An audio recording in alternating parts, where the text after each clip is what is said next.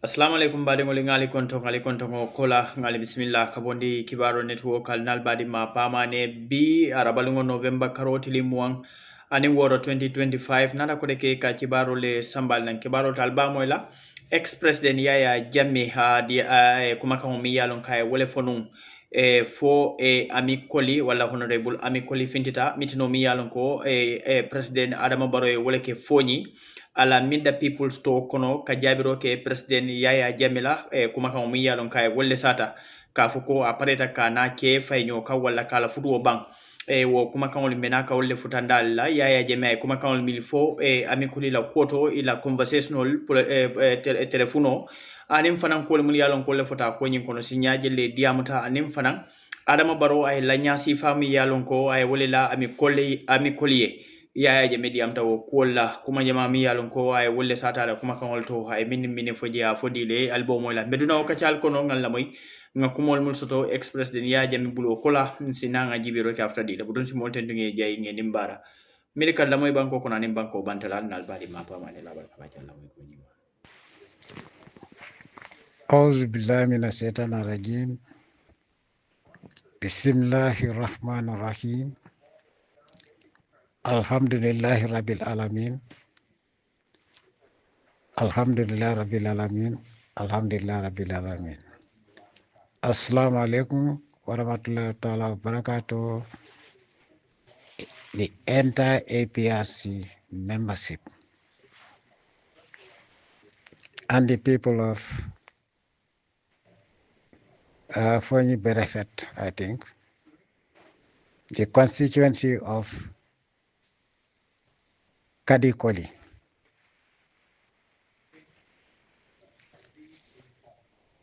Former Honorable Kadikoli. I've heard about all what she said. Somebody sent me the audio. Contrary to what she is claiming, that I was happy. I was pleased when she told me that she was going to Adama Barrow.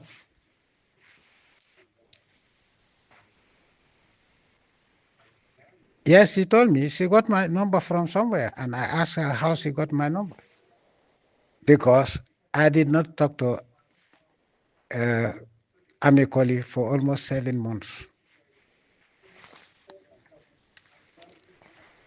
I have always been very careful talking to people. And there was nobody that wanted to talk to me without me referring that person to the people that I trust and go there, and the person would sit with him or her. The person will send me an audio, and I will respond through audio to the telephone of the guy whom I trust to be a witness. She claimed that she talked to me more than any member of the executive. That's a lie. It's not true. Since she became MP, I spoke to her through somebody. She went to people, and those people called me with their telephone because I didn't want her to have my number.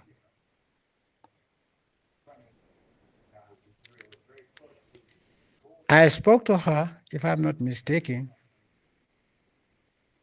for the entire time that she has been an MP for APRC, 7 times.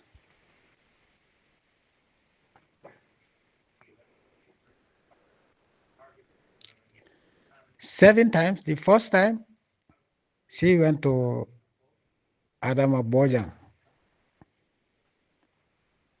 of Ajamat, whom then I designated as my mother, because she told me that my mother was her sister, treated her well. I didn't know Adama Bojang before.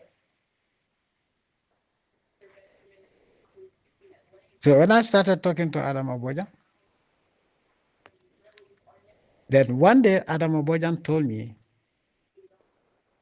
that one Amie Colley, I said, who is Amie Colley? He said, you're not a member of the National Assembly. I said, what is it about?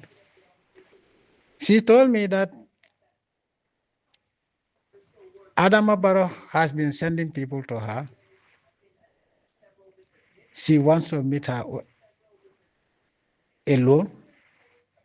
She has to go and meet her at the State House. So, if I'm not mistaken,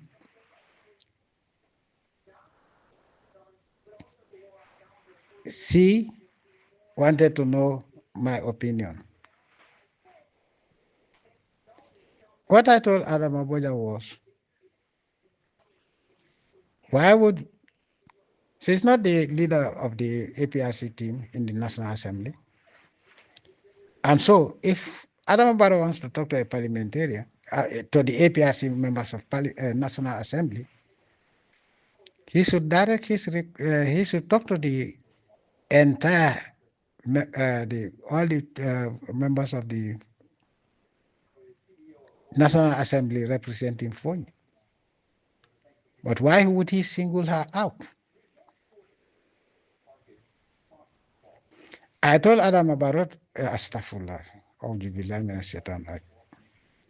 I told Adam Aboja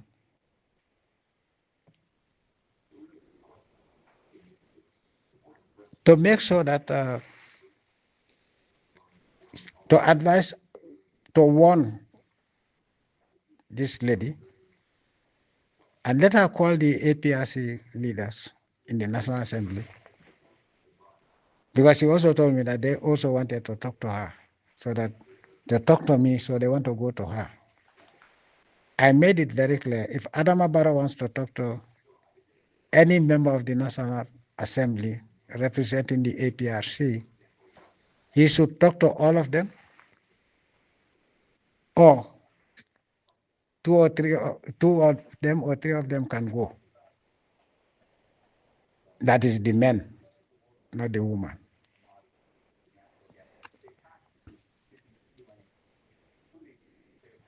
And I told her, on no account should she allow Adama, Kadi, whatever, Amie Colley, to go alone to the State House without anybody knowing where she's going. That in itself smells foul. Because there must be an ulterior motive. So she could, for some reason, Adam Babojan told me that the MPs were busy. The MPs are busy. But Kadekoli is calling her.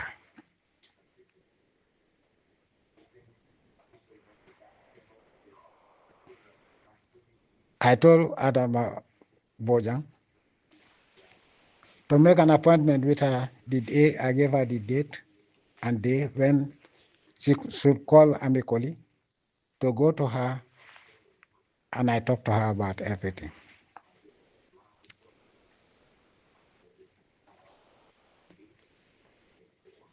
That day she didn't turn up. But I told Adam Bojang what to tell Amie Colley, that on no account should she go there. Adam Bojang came back and said, she says she will take your advice. The other time, she went to Adam Bojang. I think that was the day after the opening of the parliament. She told me she was there then. She told me that, and she said in Jola, nanona niseno kanyanak, pasafu buka ko pas benapa joben yo pasof kanyanak kumbo pio mahaji kero, that he wants to talk to me privately, only her and him at the State House. Amie Colley, well, you're not the one who told me this. Yes. In English, she told me that each time we have an occasion, to meet the president at these public occasions, okay, all the rest of the MPs of APRC will just shake hands and pass. But as soon as I go, it is my turn. He will hold my hand and be looking at me and try to discuss with me. And she said, I'm very uncomfortable, so I always, okay, thank you, this and that, and I try to find a respectful way of just moving ahead so that others can greet him.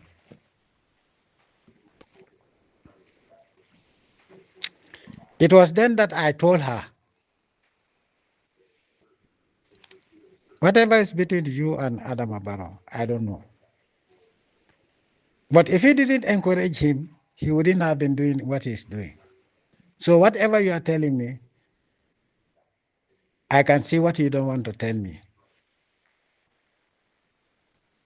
And what is beneath? At least you also showing interest to him. No, I'll take your advice, this and that, and I tell her, this is the last time I will tell you. And if you want to go find out what is going to happen to you, be stupid enough. I didn't use that language. I told her, who come from a fully part of Moja Unoken State House or Kebi, Little Puru. Now, who will know where you are? You can just disappear. And maybe people will find your body somewhere else. Or people may not even ever find your body. If it is not a sinister thing, sinister, it can be bad. It can mean you going to sleep with him. That's what I told her. No, I'll never do that. This and I say, okay, no, listen to me. Adam Aboja was sitting. It was Adam Aboja's telephone. Because I don't want to call her and she gets my telephone. So if she's saying that she has been talking to me for a long time. But this particular day, I told Adam Aboja, tell her in the presence of Adam Aboja, go there without anybody knowing. They come and pick you up and take you to the state house. Nobody would know about it. And if you do that, you'll end up dead. And I told Adam Aboja, let me tell you one thing. This guy is full of sacrificing people. At that time, just before that, somebody was killed in a human sacrifice that I know. I told Adam Aboja,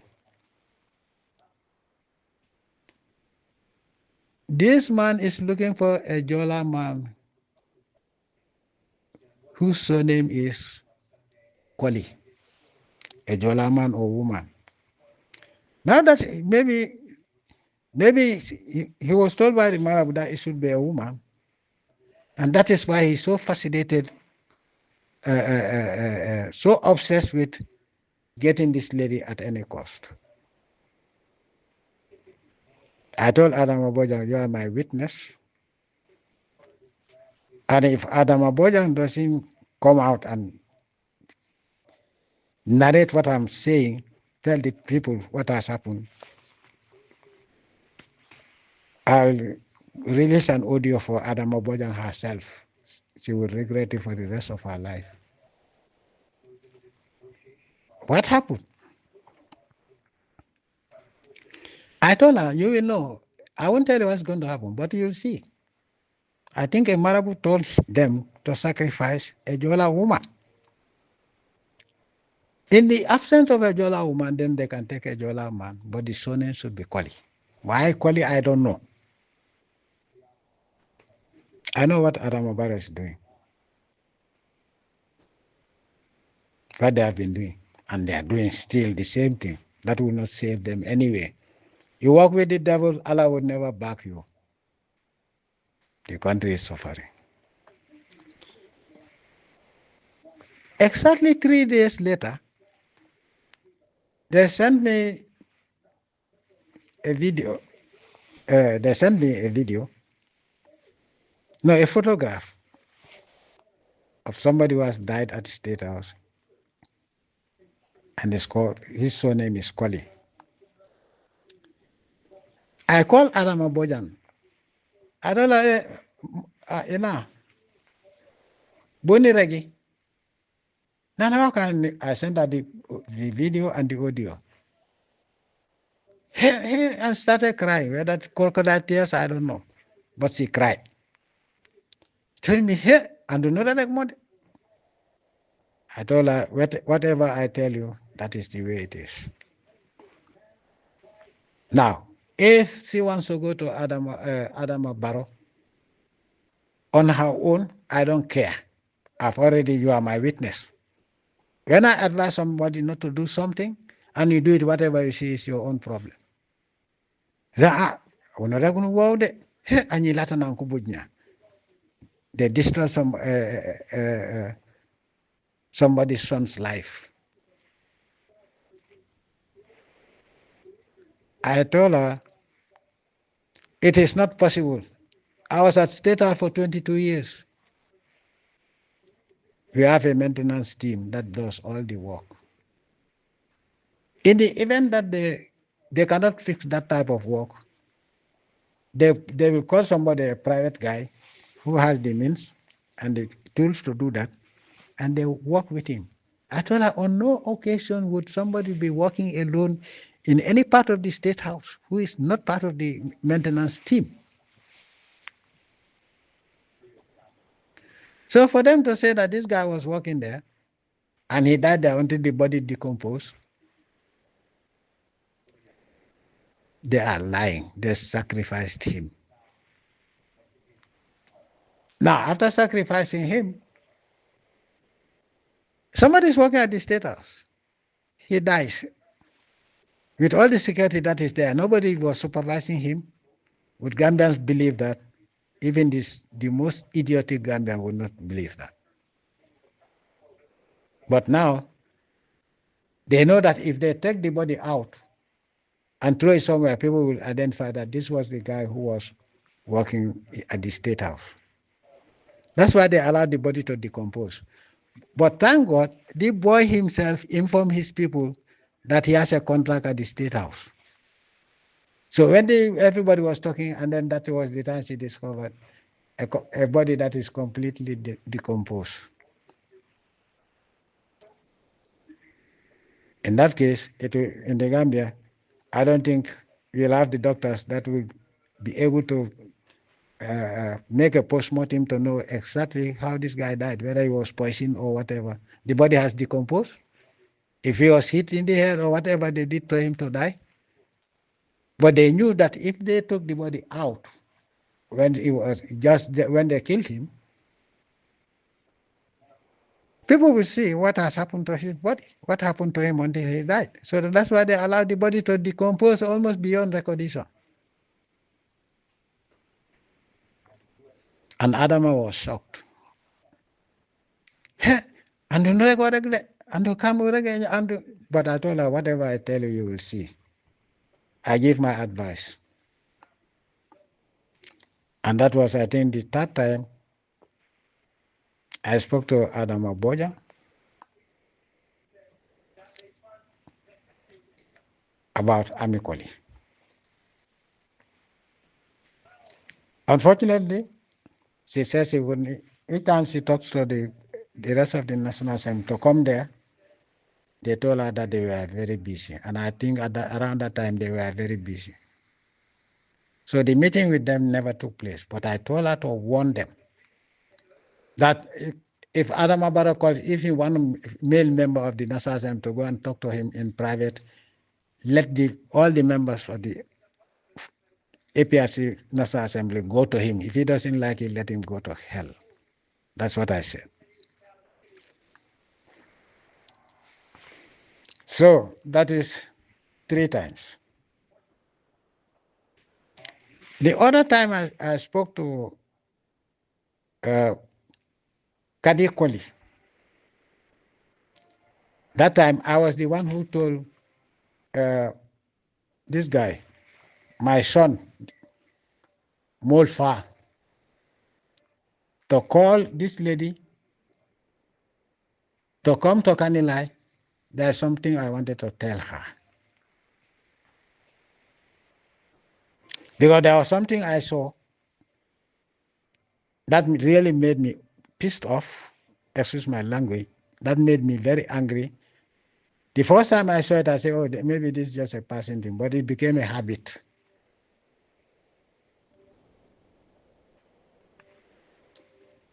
Okay. She had been complaining to Molfal,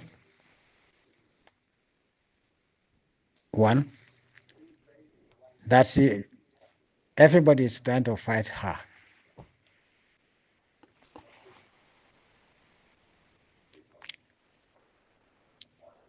So I told Molfal, since she's telling you to tell me, tell her to come to you so that you can call me and I'll listen to what she's concerned about and we'll find a solution. I'll find a solution by the grace of the Almighty Allah.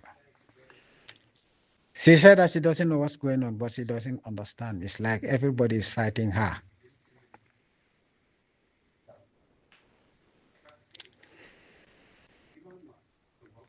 Okay? And she said she was going to spend the night in Kanilai. First, I told Morfa when she's coming to Kanilai, let her come with her husband. Because I will not, what she's asking for, I will not discuss with her without the presence of her husband. But she went alone. I explained to her what needs to be done. Okay? She said, okay, she will need my intervention to protect her. I told Mosfal, okay, she didn't come with the husband. He said, no, but, oh, no, I tell him about your problem. No. I will not talk to you about things that are, for your well-being and for your protection. I would prefer that both of you, I will arrange for you to go to somewhere. After that, nobody will touch you. But I would not want you to go without the husband's approval. And I also want the husband to go because you also complain that the husband also is having problems.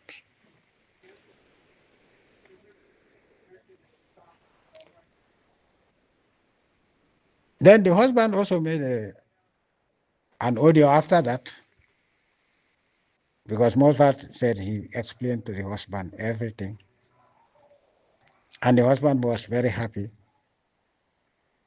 And they were, anytime I'm ready, let me inform him. Let me inform Mozart. Mozart would inform them. I made it very clear. Now, it's for him, the husband, to say, I agree, or I don't agree. So let it be very clear. And he has to tell me whether he will go with her. Now, if he decides he goes alone, she cannot go there alone. Somebody has to show them the way.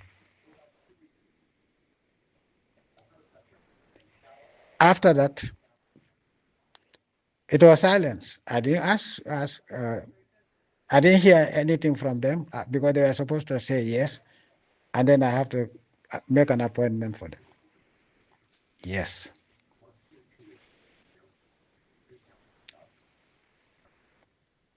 That was. Then she said she wanted to talk to me. My son told me, that's the alcalde of Kanila, annually nana mambeka sankeni wafde. I said, okay, no problem. Let her come there. Okay, but that particular day I told her, you have a vehicle, you have to go back to the hospital. You cannot spend the night in Kanila. Why? Just go back. You cannot spend the night in. You can go. Your place is not far away. But to spend the night in Kanila, you came alone. I will not want that. That is not going to happen. Then she knew I was serious, and after I said, okay, man, okay, I'll have to go back to Kanila, and I have to go back home. Okay. But then she didn't tell me. So when I asked Morfa, I said, onama mande, nane atu mod. I think na janjam for mafia. She went home because she said she's going home. I think she heeded your advice.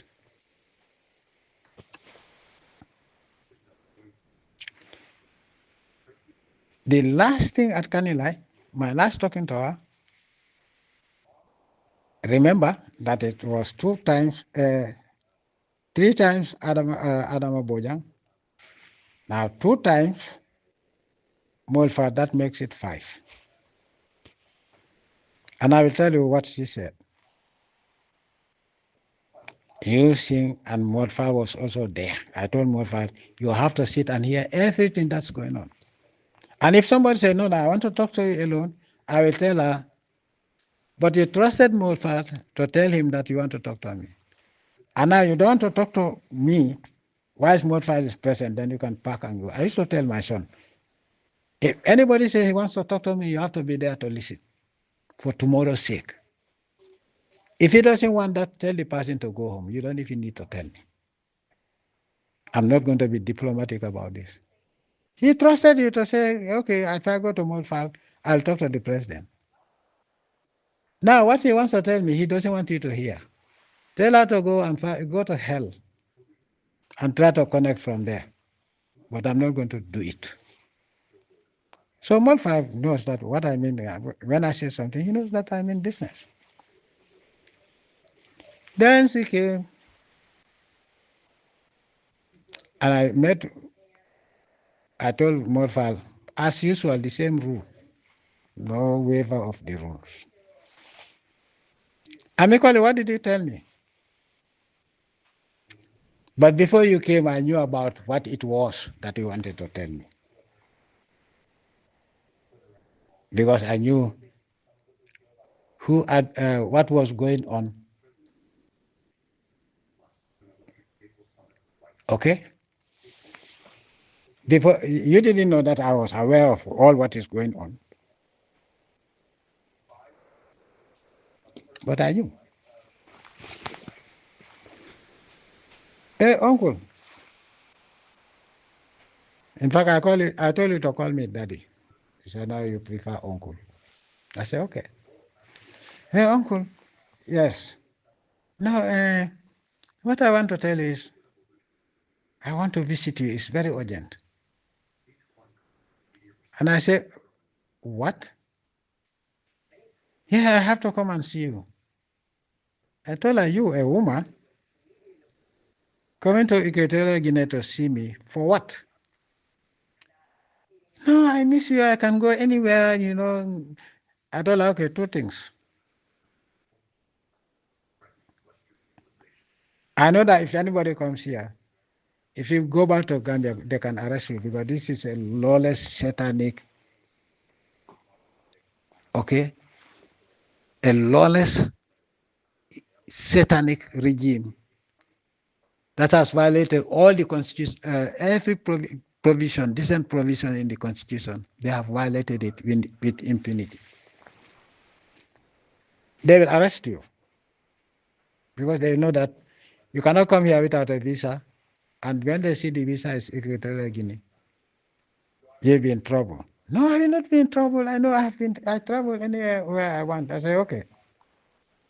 That's not the important thing. I am not going to let any woman or any man come to see me and they be in trouble at home. No, I'm trouble. No, uncle. I say, okay, your husband, how would he think? How is your husband going to think about me? I told her, they have accused me falsely of raping somebody.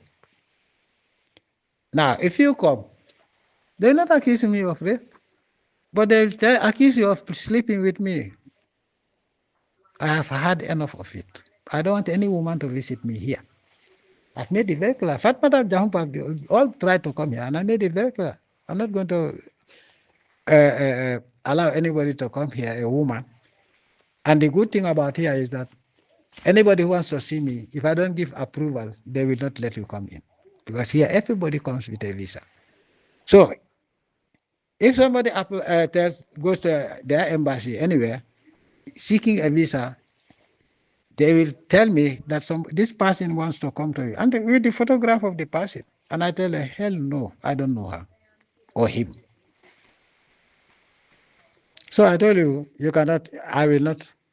In fact, that is a non-starter. Oh, uncle, I just want to see you. I miss you. I said, you miss me. You've never seen me before. Okay, I will say I'm wrong to say you've never seen me before because when I was a president, you have seen me, but I don't know who you are. No matter how docile your husband is, he can let you go wherever you want, but I will not let you come to me and see me. And I told you, why you want to see me? We are not talking about it, but I know. Hey, uncle, how do you know? I just want to come there for there 1 week or 2 weeks and then come back. 1 week or 2 weeks. I will tell you, you not even come here for 2 minutes. I will not see you. And you will not enter this country without my approval. So that's the big deal. Why didn't you want that they will shatter you to pieces? And they will shatter my reputation to pieces because everybody say, oh, why would somebody go and visit him for 1 week or 2 weeks? But he refused to tell me what the real mission is, which I knew. It was discussed between you and the others. Even if that was not the mission, I'm not going to allow you to come. You are somebody's wife? Yeah, you call me uncle? Yes. You call me uncle because your mom was a friend of my mom. They were the ones who were selling at Bakau Market.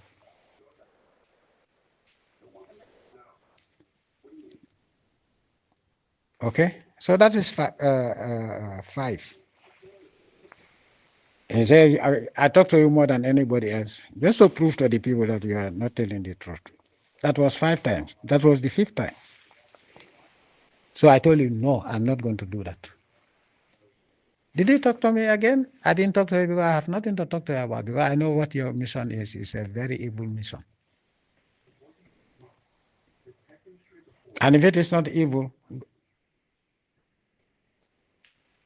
I know you can swear to the Holy Quran without knowing that you are lying. But the bottom line is, that was the last time I told you, hell no, and I made it very clear to Molfal. She is not going to come to me. So let her not even raise the issue. Let her not even remind you about, she wants to come, she has been going to China, whatever.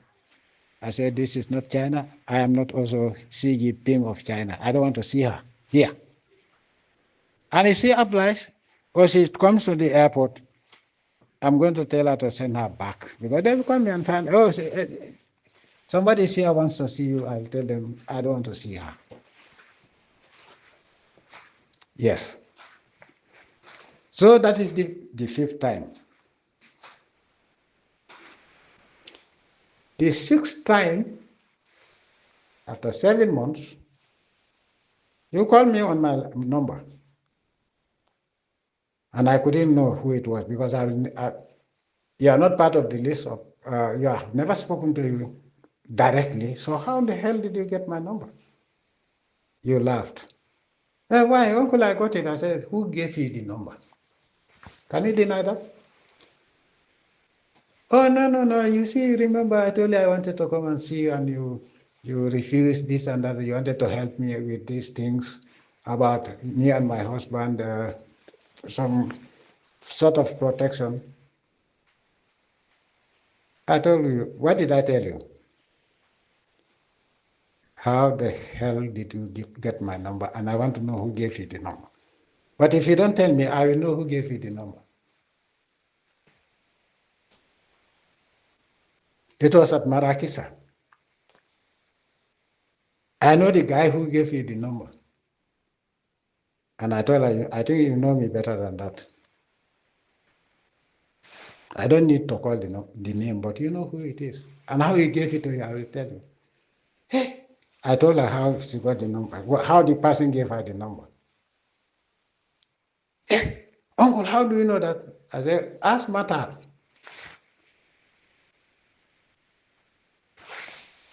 Ask Matar whether I know it or not. He will tell you, yes, anything I can do better than that. I know who gave you the number. Because it was a conference call for the meeting, and the person who connected me gave you the number. But to throw her off, I told her, Matal gave you the number. She said, hey, uncle, you want to know who it is? I told her, yes, I know exactly who it is. But what is your problem? It's a long time. I miss you. Since then, we didn't talk for a very long time. I tell her, okay, 7 months. So why now you want to talk to me again? Because after your attempt to visit me, and I said no, you never talk to me again. Through you didn't. My son, Alcalo, never told me that your daughter or whatever, your niece wants to talk to you. So now what is it? No, uncle. No, I miss you and I need to talk to you. I want to hear from you, whatever. Say, oh, you miss me and you want to talk to me, I want to hear. Okay, tell me what you want to hear from me. And be quick because I'm going to pray. You heard the Adam? She said yes. I said, okay, you have 3 minutes because I have to pray. I don't want to miss the prayer time. No, okay, I'm just greeting you. I said, okay, thank you. Then you continue to talk for about 15 minutes. I don't hang up the telephone on anybody. But then I know it is going to cut off. When your credit is finished, I'm not going to call you. Then the credit was finished. I went to pray. That was it for me. But you waited, I think, a week later. Then you call again. And the first thing I ask you, what is going on?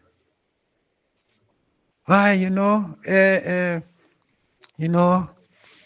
have to compromise with these people. I say, which people? Tombonjata and others. I told you, you are a member of the executive. The executive knows exactly what my conditions are. Go back to the executive and you people discuss that. You are a member of the executive, you are a National Assembly member. Did they discuss that with the other members of the National Assembly? No. Say, so why do you think you come and talk to me when you are not the leader of the the APRC team in the National Assembly? Anyway, what I will tell you is, hell no. No, it's uncle. When everything has to be discussion. I'm not telling you to discuss with anybody. You go to the National Assembly, the chairman knows my instructions. And I stand by what I said. We are worried about you, this and that. I say, who asked you to worry about me? You're coming, I tell her, my coming has nothing to do with any damn human being. I tell you this. No, okay, I'll tell you. I say, okay. I want to go to, NPP has been, Adam Abaro has been insisting, and I think that I want to help my constituency. You want to help your constituency? So you're going there for money? What did you tell me? I have so many projects, and Adam Abaro has been doing a lot for other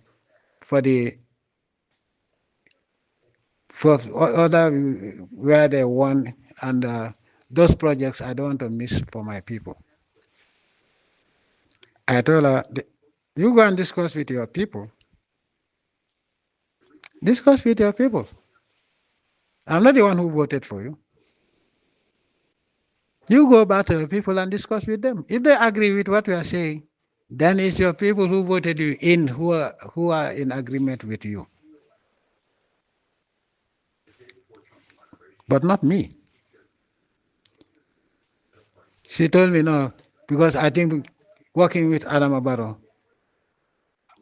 I will succeed in getting you back. I told her, who the hell are you to succeed getting me back? You think I'm afraid of Adam Abaro? My coming depends on the Almighty Allah, and the Almighty Allah alone, no other human being. I told her, you think I'm afraid of coming? I'm just waiting for the right time. So don't tell me, no, but people are getting discouraged, this and that. I said, yes. Ungrateful people are getting discouraged.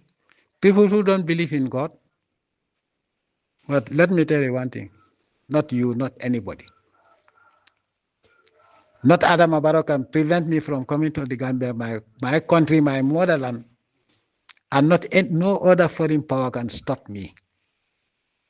So I told you, there's a reason I left. I knew I was going to leave before. If intelligent people who have been listening to me knew that one day I have to leave, but I'll come back. When you people now realize, I told people, I told maybe you have not been listening to my speeches in my talk. When I made it very clear, the only time you Gambians know who I am is when I leave the country. And so many people remember that from the way people are talking. I hear it. Then what did he tell me? Anyway, Uncle, I have decided to I'm going to Adamabaro. So I decided to come and tell you. I told her, you're going to do that? You said yes. What did I warn you? Don't ever mention my name to Adamabaro. Otherwise, when I come, you will regret it. And also, let me make it very clear. As from now, I have nothing to do with you. Let it be clear. I said, I will not insult you. The other guy, when he went, I knew you were going.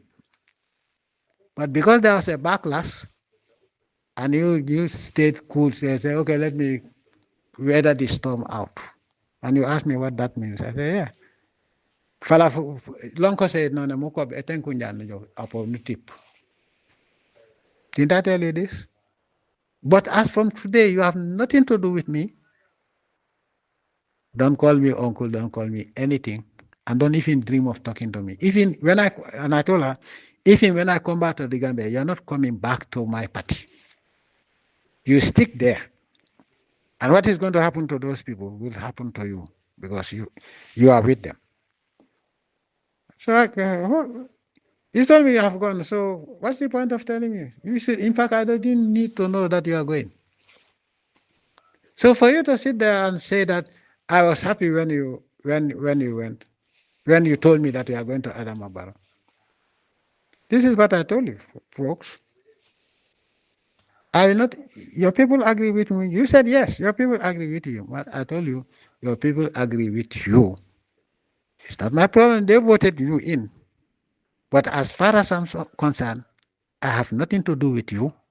Don't praise me. Don't say any. Don't even think of talking to me again. It's finished. It's finished. I don't want traitors. No, Uncle, I'm not a traitor. I said, if you are not a traitor, then there must be something worse than that. But I didn't go further. And all the time I was looking at the meter of my telephone. I know very soon your credit is going to finish. So for you to stand there and say, oh, you talk to me more than anybody else, that's a lie. So that is the 7th time you talk to me, and that is the last time you ever talk to me. I told you I have nothing to do with it. Even if you come, when I come back, even if you crawl from Banjul to Kanilai and ask for forgiveness, in fact, you not enter Kanilai in the first place. I don't want to see your face again. In the hereafter, I don't want to see your face. Hey, Uncle, what are you saying? I told you I don't want to see your face again. For me, it's finished. I told her, how many times did I tell you about Adam Abaro? And you want to go, there is something between you and Adam Abaro, but not between me and Adam Abaro that you would be the catalyst. If you talk to Adam Abaro about me, you will pay a high price. That's what I told you. So somebody who is happy about you going to Adam Abaro will tell you these things. I want this audio translated into different languages. 7 times like Wahamo. Okay, the other time, okay, I skipped the other one. That one, what did I tell you? I'm the one who told my son, the alcalde of Kanila, to call you. Why? Because I saw that you were very close to, unusually very close to Yaya Tamba. And it was obvious. Wherever there's an occasion, you are always very close to Yaya Tamba. And I told you you are married. No, including myself, no man like me would allow such nonsense to happen. And I told you when you cut the cake for my birthday cake, you take a piece and put it to Yaya Tamba's mouth. And she puts it also in your mouth. Are you husband and wife? I asked you. What did he tell me? I told you to fucking stop that. But I knew it was not. You are not going to do it. What was between you and Yaya Tamba? To the extent that when Habib Seka went to Sintet, when he came from Baitulai, he went to Sintet.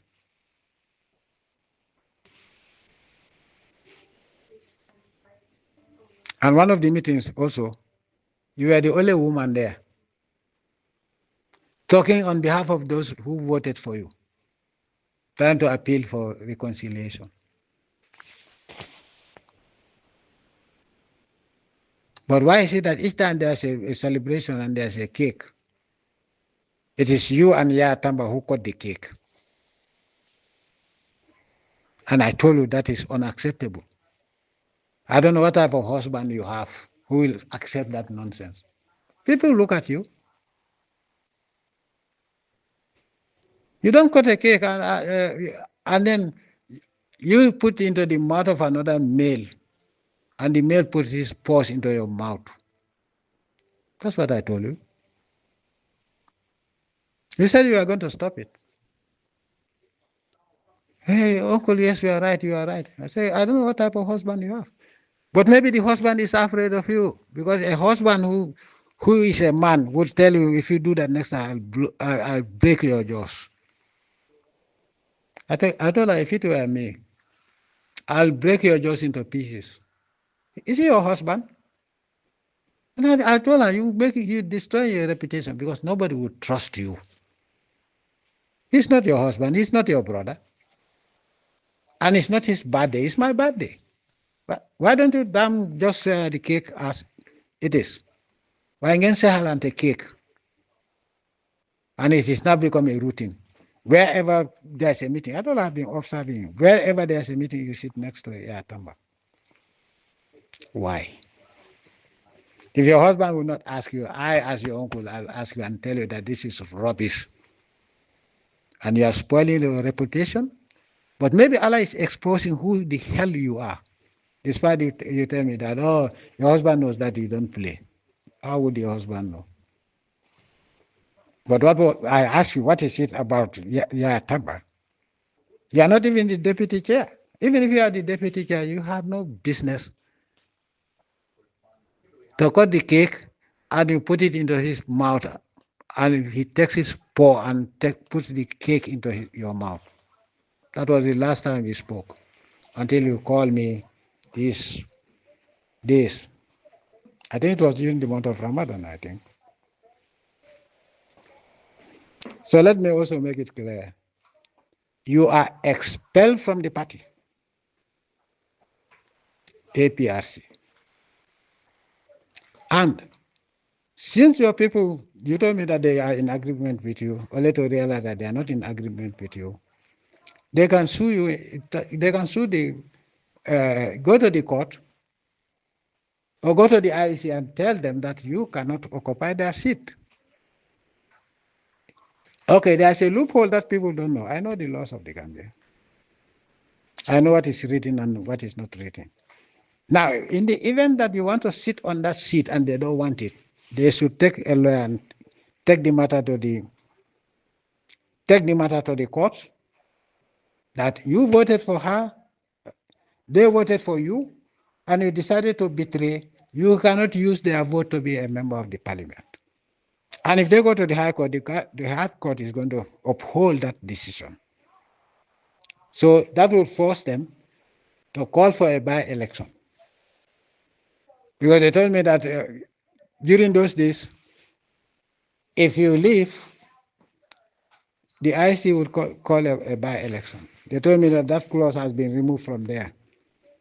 I told somebody, look at the clause. Did they put a provision to say that once that is done, it's a done deal. Nobody can challenge the seat because people elected you. So if they are in disagreement with a traitor like you, I realize that there's no such clause that prevents somebody from taking the matter to court to retain their seat. You go find a seat in the NPP. You cannot even be a member of the parliament as long as you are not elected. Period. So it's up to your people. Now that they don't agree with you and say, I was happy. You spoke to me 7 times. I think I've elaborated everything. So I want this audio to be played for all the members of the APRC and non-members of the APRC to know that your claim, what you claim, yes, you spoke. But 7 times, you want to tell me that you talk to me more than anybody else. What impression are you giving? I don't forget things. I have my brain intact. My memory is intact. Now, if there was another day we spoke, you and me directly, tell me. And you can swear to the Holy Quran. It's not true. I've never. The only time the last 2 times you called, when you called me, if I wanted to talk to you, I would have called you back. But I waited for your credit. I saw your credit going to run out soon. I was patient with you, and then it ran out. I never called you again. And then you called me later, about maybe 2 weeks, or I can't remember. Yeah. I want to thank everybody, every Gambian. Every Gambian. Enemy or foe, I love all of you. What is happening is a horror film playing out in a peaceful, peace-loving, development-oriented country called the Gambia. The crime that is taking place in the Gambia is worse than in Mexico or Colombia. Nobody has ever been prosecuted. You Gambians also were complaining about my checkpoints.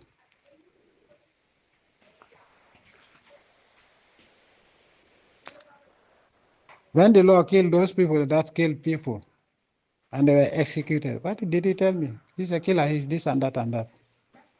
Now you know the reason. But I tell you, one day you will beg for executions. Nobody's going to listen to you. That's the day that has come. Now almost every day somebody's raped or stabbed or run over by a vehicle, robbed, raped. Everything goes in the Gambia today. All the worst criminals around our neighborhood, even far away, come. The worst drug dealers come. Containers of drugs come. But it's coming to an end. If Adam Obama thinks that he's the only one who can, in fact, if he thinks that he's the one to bring me back, he's not going to do it. But he cannot even do it. But Adam Obama, you cannot also prevent me from coming to the Gambia. Sooner or later, we will know who owns the Gambia, you or me. That day would be very nice. Very nice. Very nice. I don't want to go back to what people are talking about. In fact, I looked for the tape, the iPad.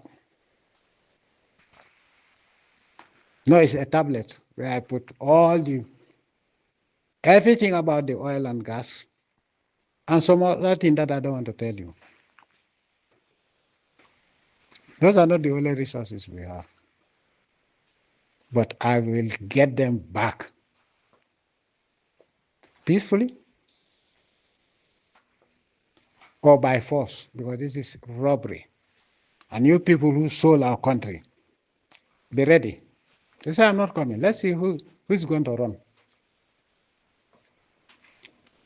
The other people are saying, Jammeh should not talk about the government. Who the hell are you?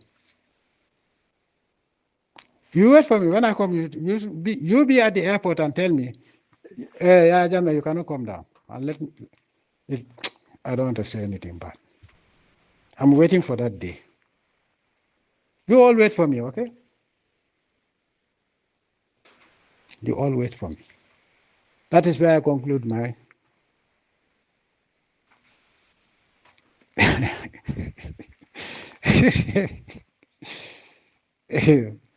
You know, those ask the soldiers who know me, sometimes when I laugh, what mood I am in. I'm praying for the Almighty Allah to speed up the day and time. I don't think I'm going to sneak into the country like that. No, I'm not a coward. The way I left, the whole world saw me going red carpet to the plane. That's the way I'll come down out of the plane to a red carpet. If you don't put a red carpet there, you, I swear to God, billahi wallahi talai, billahi wallahi talai, billahi wallahi talai, billahi wallahi talai, billahi wallahi talai, billahi wallahi talai, billahi wallahi talai. Wait for me. Wait for me. You think I will lie and say there's no oil? Americans, they know there's oil in the Gambia. Everybody knows. They all know. What is in Senegal is not commercially viable. In fact, somebody was talking about it, giving the impression. They say it took them how many years for them to finish the process to start drilling in Senegal. Do you know why? And then they started drilling for the oil directly because I made it very clear. I did everything. It's now a question of bringing a rig to dig, because even the wells have been designed. Yo mbali ngol mbele kumol moy ya Jammeh kumol mol fo is a sensitive case ndel danaka mamfen so be min fola je be min kala dro wolen kam molten ke jay min kala moy ka bondi banko kuno ni banko bantala yo alnal badi ma pamane la baraka ba cele la moy ko